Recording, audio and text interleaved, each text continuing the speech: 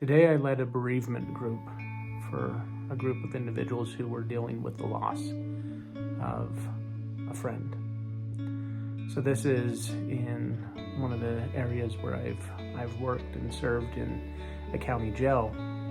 There was an inmate who was part of the program in the therapeutic community who had been moved to another jail that we just found out yesterday that he had passed on. And so those who were in the community who knew him and loved him and were in the therapeutic environment and groups with him were dealing with loss and grief today. So we sat down and we just had a processing group where everyone was able to share their thoughts, their feelings, some of their favorite memories with this gentleman, and just support one another in this difficult time.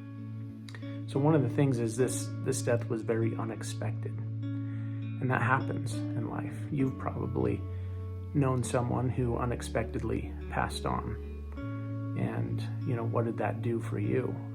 In this case, a lot of them were feeling a little bit more aware of the fragileness of this life experience, that this life isn't long-term, it's not forever, and that all of us do have a death sentence pronounced on us. We're not going to get out of this life alive. We are all going to die. And so what are we doing with our day today? Are we living it to the fullest? Or are we just waiting to live, thinking, when this happens, then I'll do this. Or when this happens, then I'll be able to be happy, right? So one of the things that was very pronounced and very strong in this experience was recognizing that we don't know how long we have to live. And so it's really important to decide today to make the most of it, to think about how is my effect on others? Am I influencing them to be positive? Am I helping them to feel better about themselves, to learn, to grow? What's my legacy? This gentleman that we were talking about today, he was a very positive man. He was fun.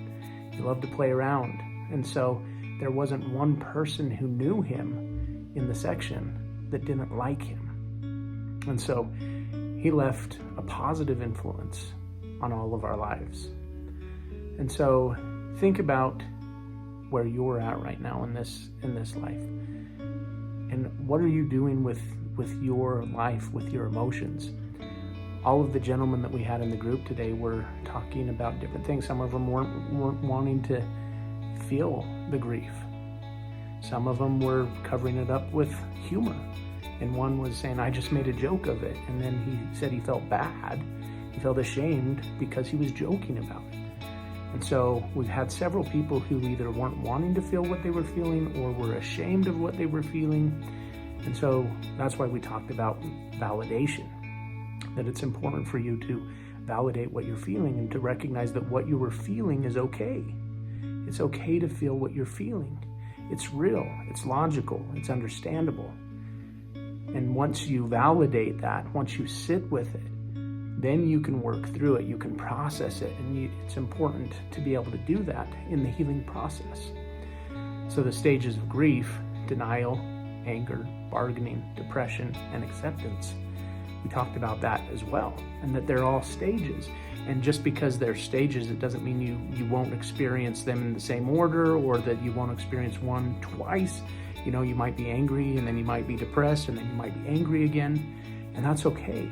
And so it's important to just be okay with what you're feeling. If you're feeling angry, that's okay. If you're feeling like you want to avoid, that's okay. And just sit with that for a moment and embrace that experience, because it's there for a reason. And just because you're feeling that, this is what we talked about yesterday, it doesn't mean you have to act on it. It's just an emotion. It's there to teach you. It's there to give you information. Same thing with your thoughts. Validate your thoughts. It's okay to listen to the thoughts and say, thank you for sharing. Is there any other ideas? And so as a group, that's why the support group is so important, is because it gives different perspectives. Together, we are much more brighter, we're much more intelligent together than any of us are alone. Many hands make the work light. Viele Hände macht die Arbeit zu Ende is the German phrase. And together we are much more than any one of us are alone.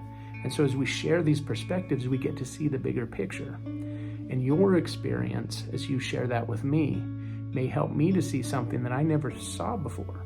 And that understanding helps me to get through this valley that I'm in. We're all connected. You matter. You are needed in this world at this time. You do make a difference. Whether you realize it or not, you're a miracle and you have a purpose. You have value.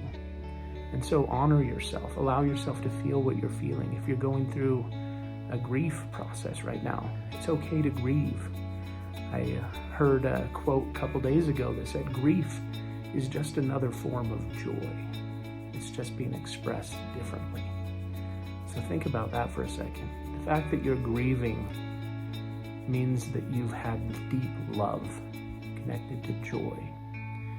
And so the grief is part of that, just like night is part of day.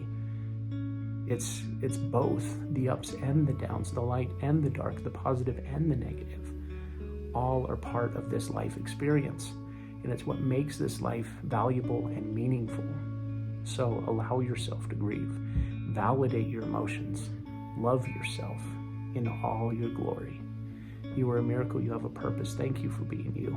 If today's message was helpful to you, go and like this video. If you know someone that could benefit from it, please share it with them.